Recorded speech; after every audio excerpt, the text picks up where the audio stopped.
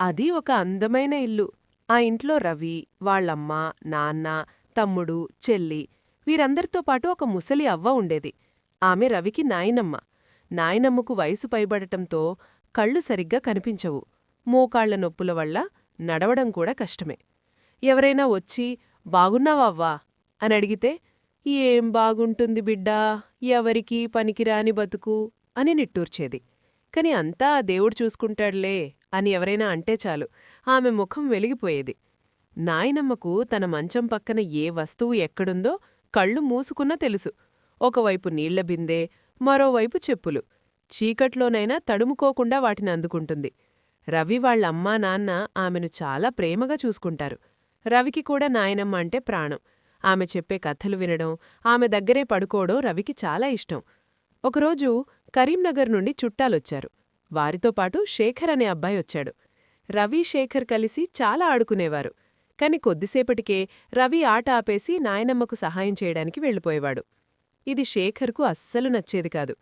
రవి ఎప్పుడూ నాయనమ్మ దగ్గరే ఉంటున్నాడు, నాతో ఆడుకోవట్లేదు అని శేఖర్ మనసులో అసూయ పెంచుకున్నాడు.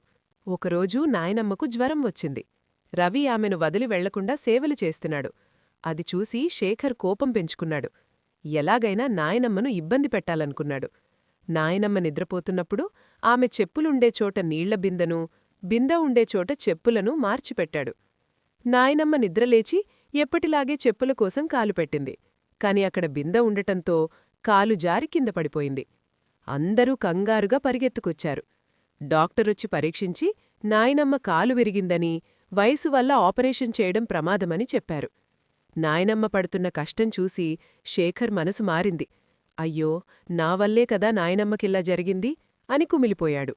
అప్పట్నుండి రవితో పాటు శేఖర్ కూడా నాయనమ్మకు సేవ చేయడం మొదలుపెట్టాడు. నాయనమ్మ తనను ప్రేమగా చూస్తుంటే శేఖర్కు తను చేసిన తప్పు గుర్తొచ్చి ఏడుపొచ్చేది. ఒకరోజు ఇంట్లో ఎవరూ లేనప్పుడు శేఖర్ నాయనమ్మ ఒడిలో తలపెట్టి వెక్కి వెక్కి ఏడ్చాడు. నాయనమ్మా, నీమీద కోపంతో ఆ రోజు బిందెను మార్చిపెట్టింది నేనే, నన్ను క్షమించు అని నిజం చెప్పేశాడు. నాయనమ్మ నవ్వి శేఖర్ కన్నీళ్లు తుడిచింది. అంతా మంచే జరిగిందిరా, నీలో మార్పొచ్చింది కదా. అసూయ అనేది మనిషి మనసుకు విషంలాంటిది. ఇక అందరితో కలిసి సంతోషంగా ఉండు అని దీవించింది.